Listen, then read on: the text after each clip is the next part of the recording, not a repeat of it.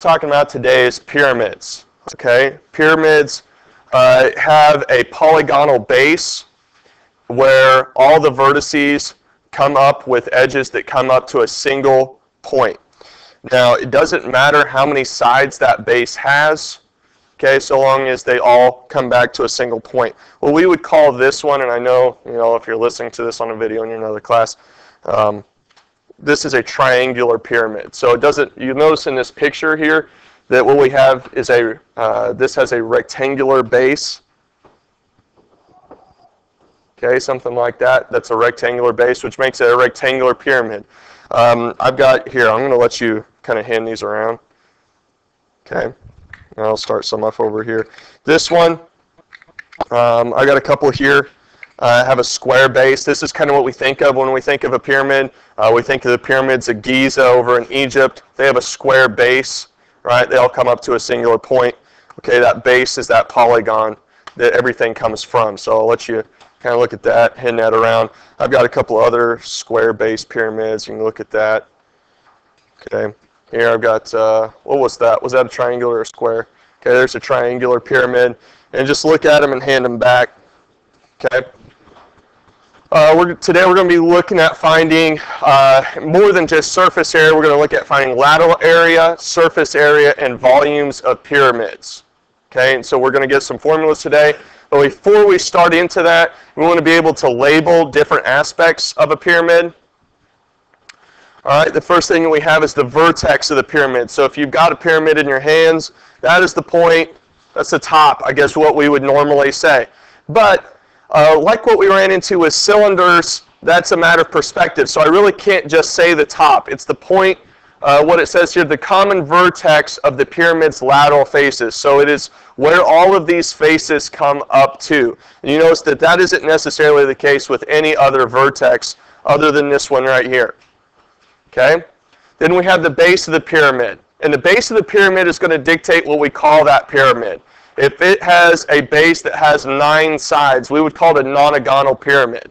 Okay, so we base it upon the number of sides that the base has. And the base of a pyramid is the face of the pyramid that is opposite the vertex. So if I can identify this point here as the vertex, then I know that this side right here opposite of it is the base. And I know that some of you still struggle with identifying something that's opposite of it. Okay, so what we're saying is that it is a face that does not share a vertex or an edge, or doesn't share an edge with the vertex. Okay, does everybody understand what I mean whenever I say the face that it's opposite the vertex is the base? Hopefully, can I get everybody's kind of head wobbling up and down? All right. A regular pyramid is a pyramid that has a regular polygon as a base, meaning that all of the sides are the same length, all the interior angles are the same measure. Okay, and all lateral faces are congruent isosceles triangles. So as you look at this, you're going to notice that this triangle, this length right here on this edge is the same length as this edge. So we have a triangular face that is isosceles. That doesn't mean that the line or the edge that comes across the base is the same length as the sides that come up to the vertex. Okay, but all of these are congruent isosceles triangles. And if I pull out a triangular pyramid, you see the same thing. Okay, this has 3 isosceles congruent triangles, which makes this a regular triangular pyramid. All right. Then we have the slant height of the pyramid. And the slant height is the distance, okay, or the line that runs perpendicularly from the base up to the vertex from the side. So imagine if you went to, let's say, those pyramids over in Giza, you found the middle of one side, and you walked straight up, okay, you marched up the block straight up to the very point of that pyramid. The line that you walked would represent the slant height. Okay, it's not the true height of the pyramid, it's the distance that goes perpendicularly from the base to the vertex. So as we read our definition, it is the distance from the vertex of a regular pyramid to the midpoint of an edge of the base. Okay, so seeing that, what they're saying is that It's the midpoint. So this point right here is the midpoint, and it's going to go up to that vertex, okay, up the side of it. Okay, and that is what we call the slant height. And it's important that you're able to identify the slant height because we're going to need that whenever it comes to using our formulas for surface area and lateral area. We're going to need slant height, okay? And there's a difference between slant height and height, or altitude, and we'll see that here in a little bit. Before I move on, does everybody understand everything that we've covered up to this point? You could identify the different parts of a pyramid. Right? If I went through and I scattered these words and left you with a blank pyramid, we would know. All right, let me do this here real quick. All right, so I've got that covered up. I'm going to hold up a pyramid here. Okay, what is this? The vertex. Okay, let me hold up something else here. Looks like did I lose a pyramid in here somewhere? Is there a little, okay. There should have been like a little green. Did you just put it back there? Just laying back. Okay, maybe I just never picked it up. Okay. All right, so I've got a pyramid here in my hands. This little green piece fits on the bottom. Does anybody know what would I call this green piece? The base. The base is the entire area or face. Okay, it's not a line. When we think about a two-dimensional figure like a triangle, the base is just a line. But when we talk about three-dimensional figures, the base is an actual area or face. Okay? So that's my base. All right, what do I call the line that would be at the midpoint going up to the vertex? Slant height. Okay. All right, so I feel like we've got most of that down then. What would I call this pyramid? Triangular pyramid. What would I call this pyramid? Probably a square pyramid. Okay? All right. Oh, okay. All right, let's come on over here. Lateral area. Lateral area is the area of all sides added together. What does lateral area exclude? Anybody know?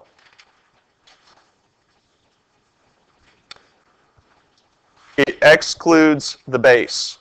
Okay? So again, if we were to go to back over to Egypt and look at those pyramids, and we wanted to paint the pyramids, are we going to be able to pick up the pyramid and paint the bottom of it? No. So imagine we're trying to paint the pyramids, and we're looking at what area it is that we have to paint. We're going to paint the area of all of the faces. Okay? Excluding the base, because we're not going to pick it up and paint it underneath of it, right?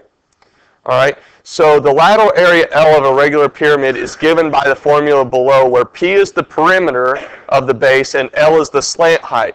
So what we end up doing, we have two formulas that we can use. We can say 1/2 the perimeter times the slant height, or perimeter times slant height divided by 2, either way. So if I had this triangular pyramid, I would find, if it's a regular pyramid, that means the length of each side is the same, right? So let's say that I know, let me draw a picture here then.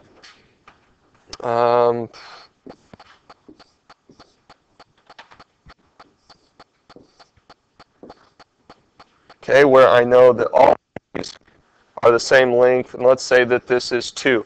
What's the perimeter of the base? 6, okay?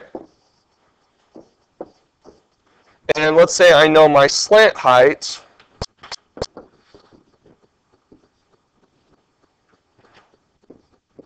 to be, let's call it 4. Okay, so I would get 6 times 4 divided by 2. So what would be the lateral area of that particular triangle? 12. All right, 6 times 4 is 24. 24 divided by 2 is 12, and it's going to be in units squared because we're talking about lateral area.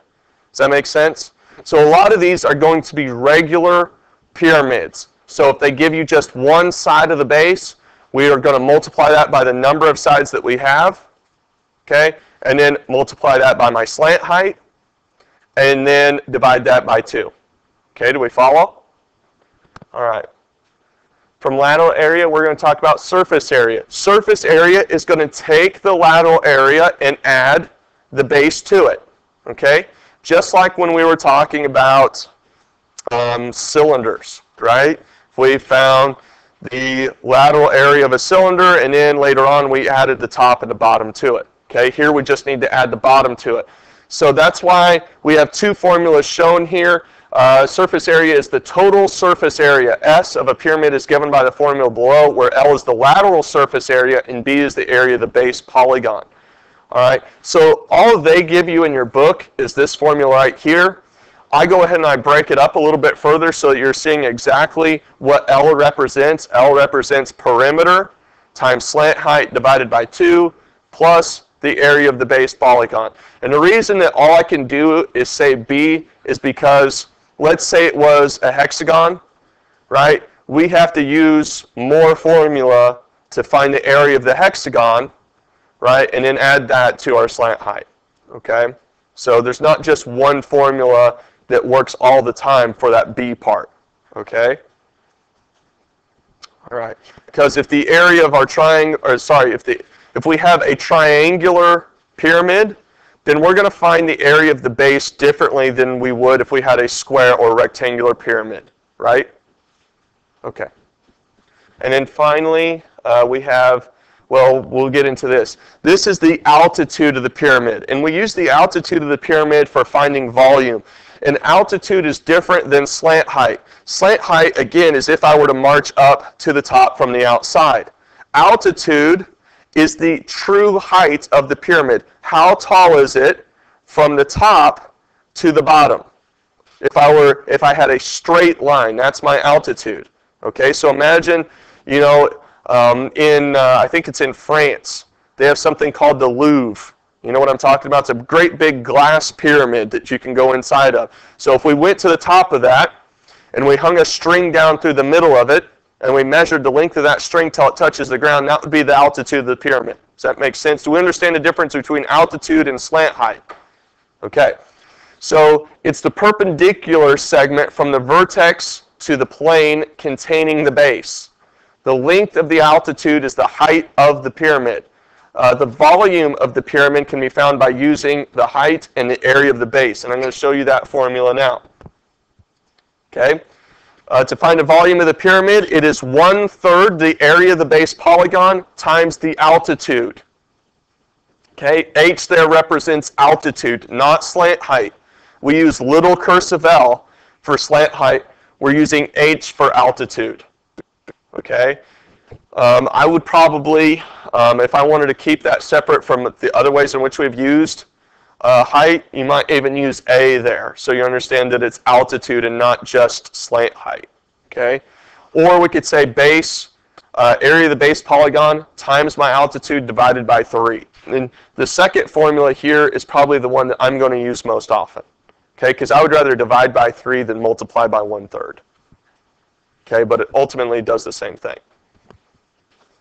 All right, so at this point, we're going to come over and we're going to work out some questions. All right, most of this we don't need to draw a picture for.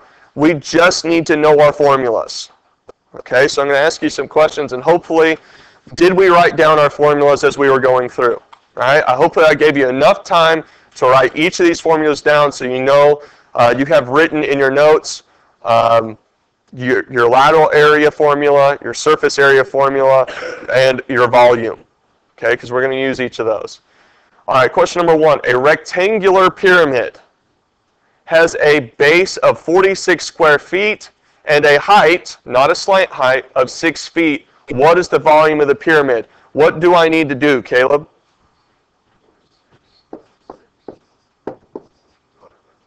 .46 times 6 divided by 3, because it's the area of the base polygon that they give me, the true height, which is 6, which they give me, and we're going to divide that by 3. Okay, let's try that out. Okay, 46 times 6 is 276 divided by 3. We get 92. Did you guys get 92? Okay, 92. Make sure that's my answer. 92. All right, so far not too bad. But then they're going to mix things up. They're going to give me a word problem. Okay? Oh, gosh. A sculpture is in the shape of a square-based pyramid. That word's going to be important. Square-based pyramid is being added to the courtyard of a building. A scale model of the sculpture has a base of 5 feet, okay, and a height of 4 feet. Determine the volume of the actual sculpture, which will be scaled up by a factor of 6. Okay, so let's do this. The first pyramid had a base of 5 feet. If we're going to scale everything up by a factor of 6, what is going to be the length of one base of the actual pyramid? 30 feet. So it's going 30 feet by 30 feet, right? Because it's a square pyramid. Okay. Now, let's see. They said the height of this of our original pyramid was 4 feet, but again, we're multiplying everything by a factor of 6. So what's the height of the new pyramid? 24, right?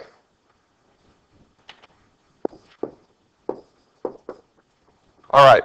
So with that in mind, rather than finding the area of the model, I chose to find the dimensions of the actual pyramid so that there's no confusion over what I multiply by. Okay? Because what you'll end up finding is that if you found the volume of the model, we would have to multiply that by 6, by 6, by 6, because there are 3 dimensions that are being multiplied by 6. The length, the width, and the height are all being multiplied by 6. So I can't just take the volume of the model and multiply it by 6. We'll wind up with the wrong answer. So if you don't want to run into that problem, go ahead and change all of the dimensions that they give you into the new model. Does that make sense? All right, so in order to find the volume, what do I need to do? 30 times what? No, you're close. We do need to take times 24, but not 30 times 24. What? Add 100? Oh, 900. 900. Why 900 and not 30? Area of the base polygon, which is a square, so 30 times 30 is 900 times 24 divided by 3. All right, what is that? You guys have calculators? 21,600. 7,200. Did you forget to divide by 3? All right, I'm going to plug it in my calculator. Tell me exactly what you did. 900 times 24.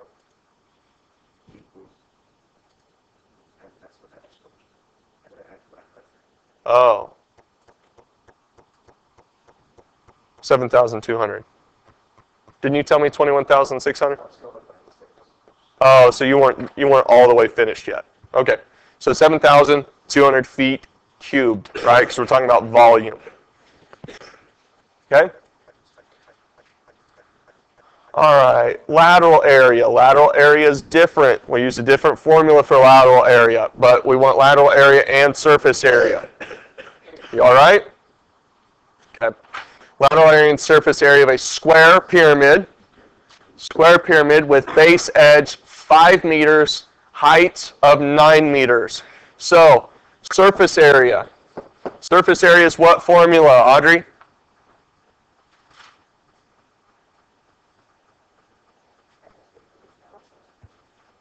Nope, okay. You're right. But before we do that, let's do lateral area. What is lateral area?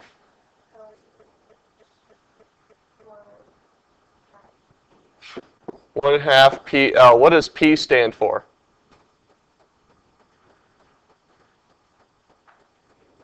What's that? No? Somebody help her out? Perimeter. Perimeter. All right, if it is a square pyramid with one side that measures 5 meters, what is how am I going to find the perimeter?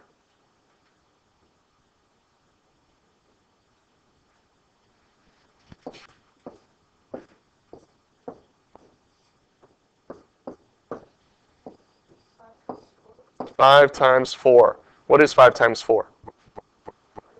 20. Okay? What is L in that formula? What does it represent? What? The slant height. Did they tell me what the slant height is? What is it? 9. Okay, so if I want to find the lateral area, it's 1/2 20 times 9. What's 20 times 9?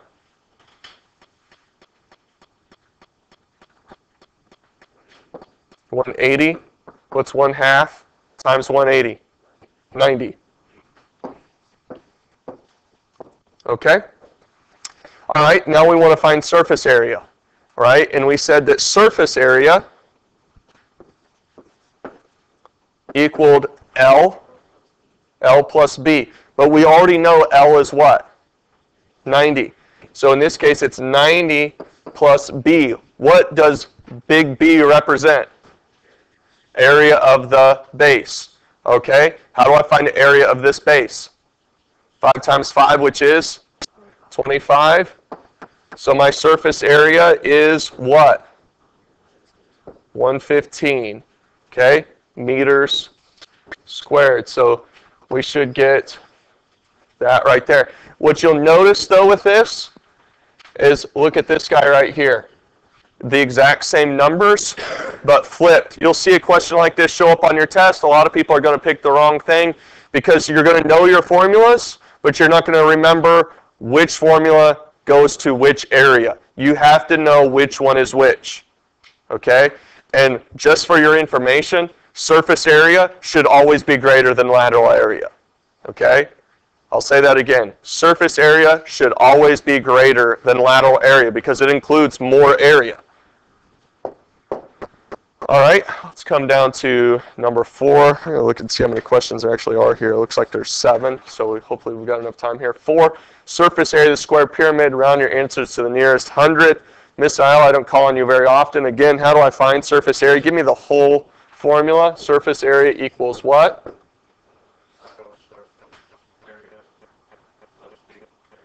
Okay, well, what is lateral area? So I have the whole formula, everything I'm going to need. What is lateral area? Because surface area, yes, is lateral area plus B, but if you don't know what lateral area is, that's not going to do you any good on surface area, right? Because if they don't ask you to find lateral area, they just tell you to find surface area, and all you know is surface area is L plus B. You might be able to find B, but if you don't know what lateral area is, you're stuck. P L divided by 2 plus B. That's why I prefer this formula, because it tells you everything that you need to know, right?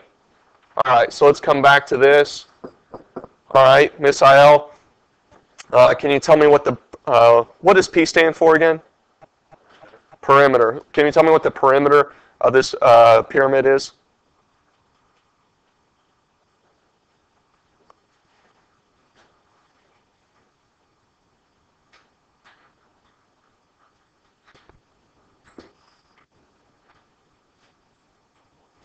What does perimeter refer to? Perimeter of what? Okay.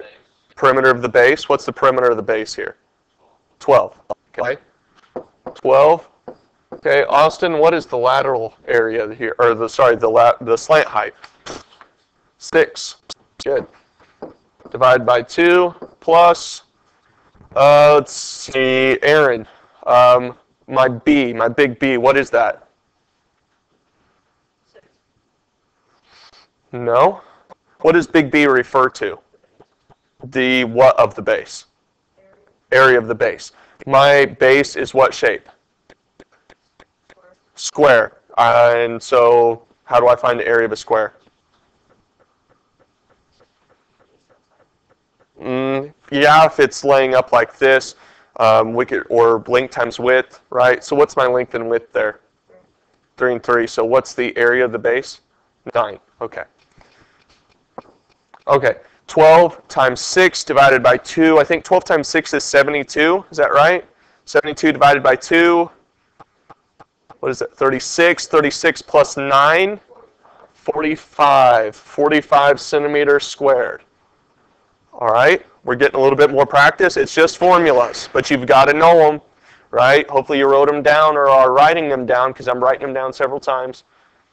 5, volume of the rectangular pyramid. Volume of the rectangular pyramid. Casey, help me out here. What is the volume formula for a pyramid?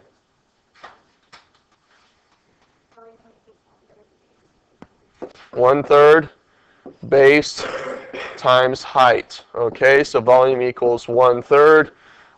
What does big B stand for there?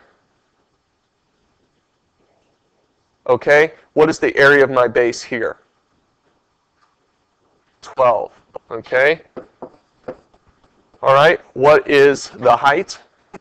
7. So can you tell me what 12 times 7 times 1/3 is?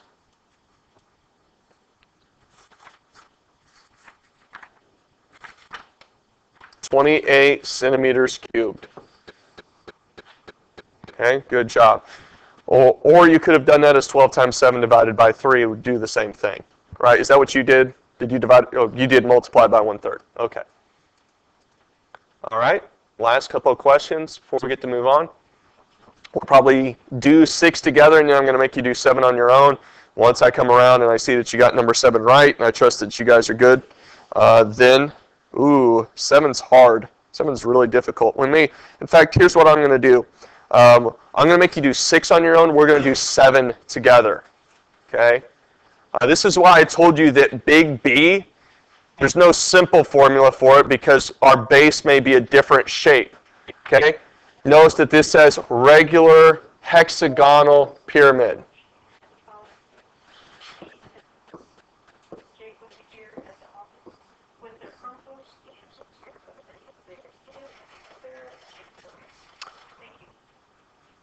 Okay, we want the surface area, and we know that surface area is what? Surface area was perimeter times slant height divided by 2. Is that correct? Plus the area of the base polygon. Okay, so let's take what we've got. It says that it's a regular hexagonal pyramid with a slant height of 7 meters and a base side of 2 meters. All right, so can I find out what my perimeter is going to be? How do I find that, Austin? 2 times 6. Okay. What's 2 times 6? 12. And what does L stand for? Mariah, do you remember what L stands for? Go back to your notes. No, what does the little L stand for? The little L. Okay, go back to your formula for surface area.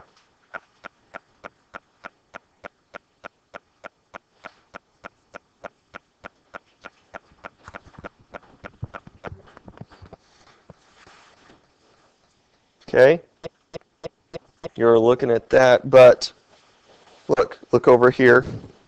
Okay, what does it should say in here what that little L stands for?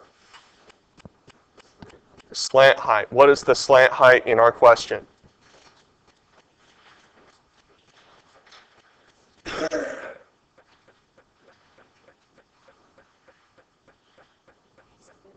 Seven? Good. 7. So we have 12 times 7 divided by 2 plus the area of the base polygon. We have done this, right? We've had to find the area of hexagons before, correct? Yes? Okay. How do I find the area of a hexagon? Does anybody remember? There's a whole separate formula for this. What was it?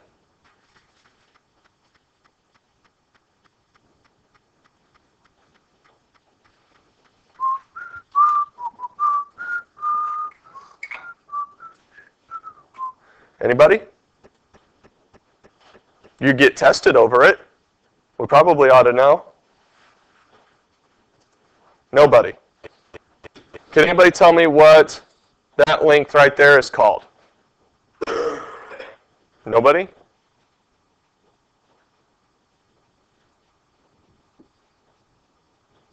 going to give you another hint. Starts with an A.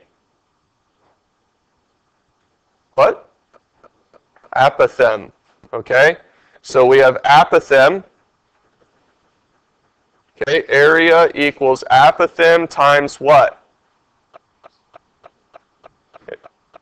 Anybody? Perimeter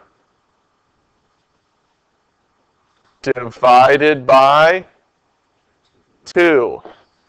So the area of any shape beyond a triangle or beyond a quadrilateral is found by taking the apothem, the distance from the center of it, perpendicularly and bisecting a side, times the perimeter divided by 2. So area equals an unknown, but we can find the perimeter, right? We said that's 12 divided by 2. We have to find the apothem, correct?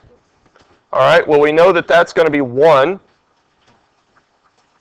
Okay, if we remember from what we covered when we start talking about these, that we would take 360 degrees, because we've got 7 triangles in here, right? And then this is half of one of those 7, so we would take 360 divided by 14. Can anybody tell me what 360 divided by 14 is?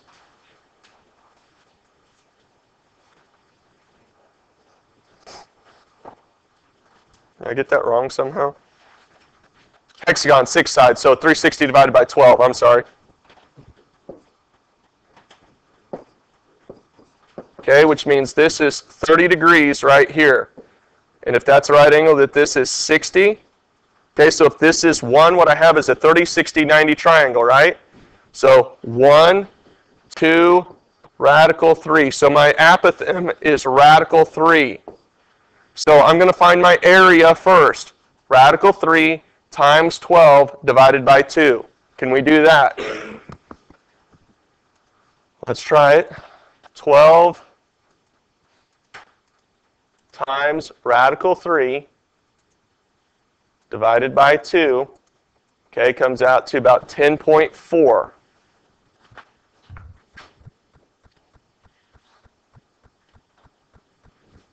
Or you could simply say, if we wanted to keep it as specific as possible, we would get 12 radical 3 divided by 2, which would be 6 radical 3 is the area there. So what's 12 times 7? Divided by 2? Is that 42? So I have 42 plus 6 radical 3. So that's what I'm plugging in my calculator.